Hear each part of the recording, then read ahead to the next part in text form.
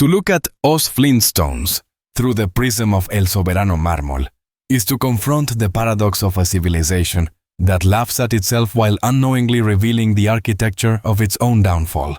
The world of Bedrock is not merely a prehistoric parody. It is a reflection of human aspiration, fossilized in comedy. Everything in it, its houses, its tools, even its emotions, is made of stone, suggesting that progress and permanence are the same illusion sculpted in different textures. The marble sovereign of this world is not Fred Flintstone, nor the mighty quarry that employs him, but rather the invisible weight of habit that governs human life. The series' charm conceals a profound melancholy, that the more we try to advance, the deeper we engrave ourselves into the marble of conformity. Watching Os Flintstones today is like examining a statue that smiles but cannot move, a culture petrified mid-laughter. The show begins each episode with familiar rhythms, the whistle of the quarry, the dust rising like ancient incense, Fred sliding down the tail of a dinosaur to clock out from work. This repetition, celebrated as nostalgia, becomes an unintentional ritual of stasis. Fred is a worker whose routine never evolves.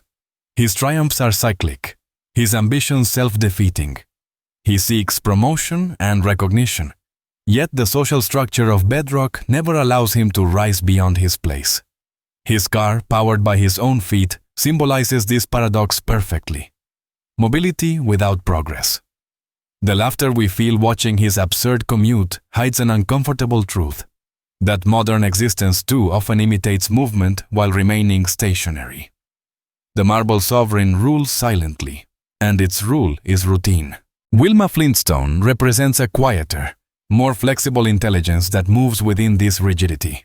Her daily gestures, cleaning the stone sink, calming Fred's temper, maintaining grace amid absurdity, turn survival into art. In her patience resides an entire philosophy of endurance. She is not a mere supporting character, but the moral axis of Bedrock. She understands that the world cannot change, but love can soften it. In her, marble finds its sculptor. She molds emotion into elegance, humor into dignity. When she scolds Fred, it is never cruel. When she forgives him, it is never naive. The sovereignty of marble, under her gaze, becomes bearable. The contrast between Fred and Barney Rubble gives the show its emotional resonance. Fred's thunderous ambition clashes with Barney's serene contentment. Barney accepts the absurdity of life in Bedrock. He laughs easily, sleeps soundly, and never asks the marble to become sand again. Fred, on the other hand, dreams of transformation, winning a bowling trophy, buying a new stone car, joining exclusive clubs. Yet each attempt ends in the same cycle of defeat and reconciliation. The narrative structure repeats endlessly, but within that repetition lies the essence of tragedy disguised as humor. The laughter that follows Fred's failure is both relief and surrender. From a visual standpoint, Bedrock's design tells its own story.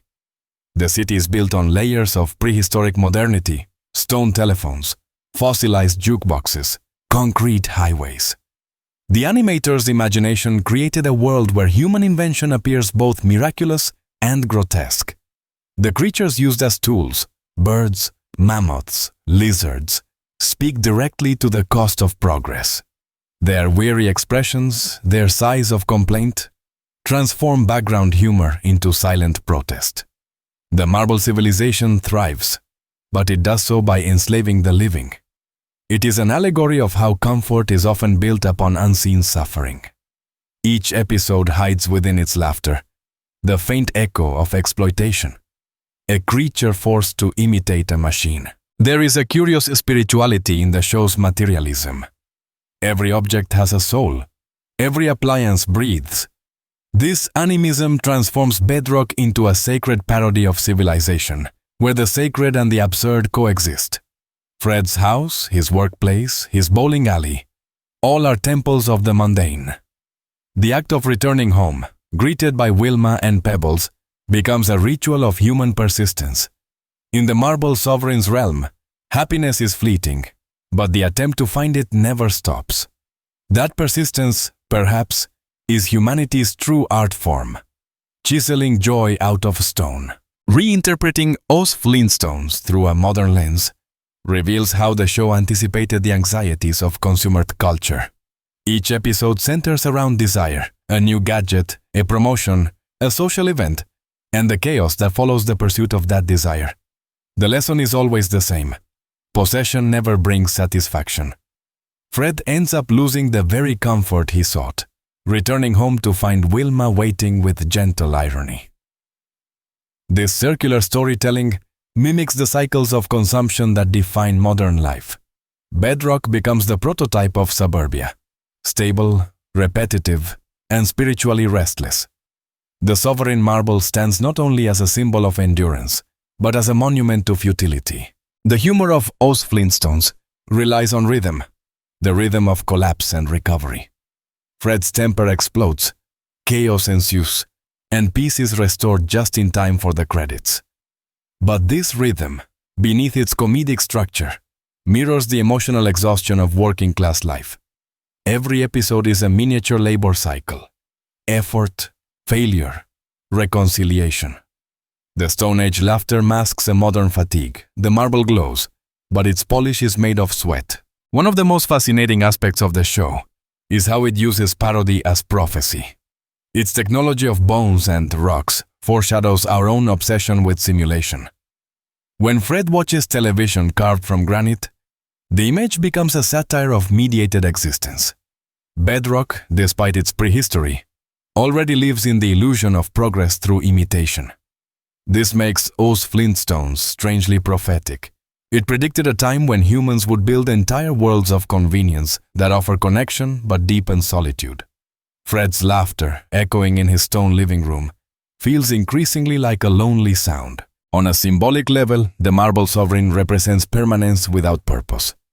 It is civilization's desire to last forever, even when it no longer knows why. Every polished surface in Bedrock testifies to human pride and fear, the pride of achievement, the fear of disappearance. The city's very name suggests contradiction.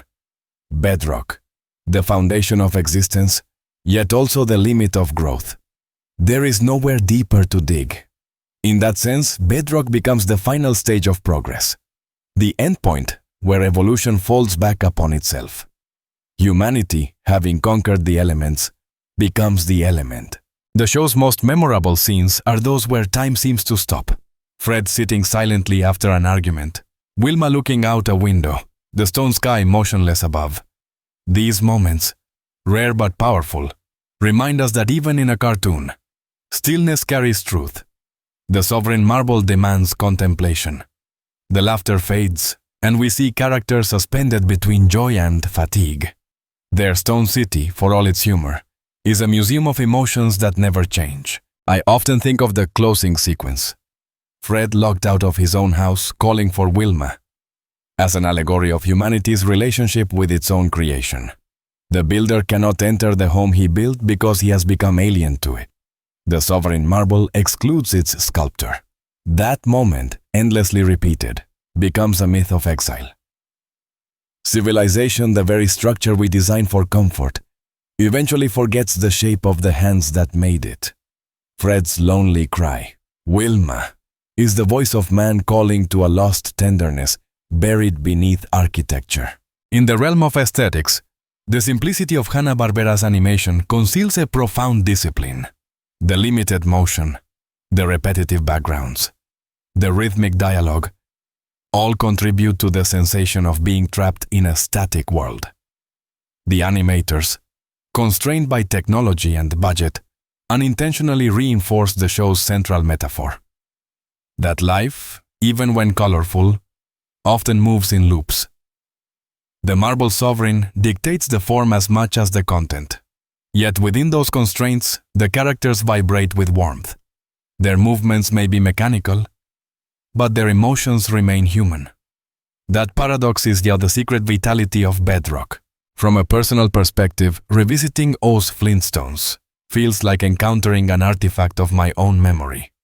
The sound of Fred's laughter, the chirp of the stone bird clocking out time, the dusty colors, all feel both ancient and intimate.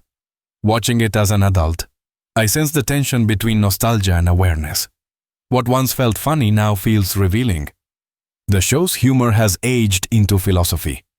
The marble has not eroded, it has absorbed meaning. Bedrock now resembles the modern world more than it ever did before. Comparatively, when measured against other animated family sagas, Os Flintstones stands as the foundation stone. It invented the suburban myth in animated form: the house, the job, the family, the friend next door, and every series that followed simply rearranged those stones. The Marble Sovereign continues to rule in every sitcom that repeats the formula of domestic chaos and reconciliation. Yet none captured the primal humor of Bedrock, the absurd poetry of a civilization still learning to laugh at its own creation. To imagine Os Flintstones in another artistic medium, a sculpture perhaps or a fresco, feels natural. The world itself seems carved rather than drawn. Each frame is a slab of humor with veins of melancholy running through it. The sovereign marble does not invite pity or admiration. It demands recognition. It tells us that we are all living fossils of our own routines, polishing our identities until they shine but no longer breathe. Ultimately, El Soberano Mármol is not a title but a state of being. It is the silent ruler that watches humanity repeat itself through centuries, from cave to city, from stone tablet to touchscreen. Os Flintstones exposes this truth not with tragedy but with laughter. Its brilliance lies in its lightness, the ability to reveal gravity without weighing the viewer down. Beneath every gag lies a meditation on existence, the futility of progress, the resilience of affection, the persistence of hope. Fred, Wilma, Barney, and Betty are not merely characters. They are archetypes of endurance, sculpted into our cultural memory. When the final credits roll, and the Stone Age city fades into darkness, the Marble Sovereign remains.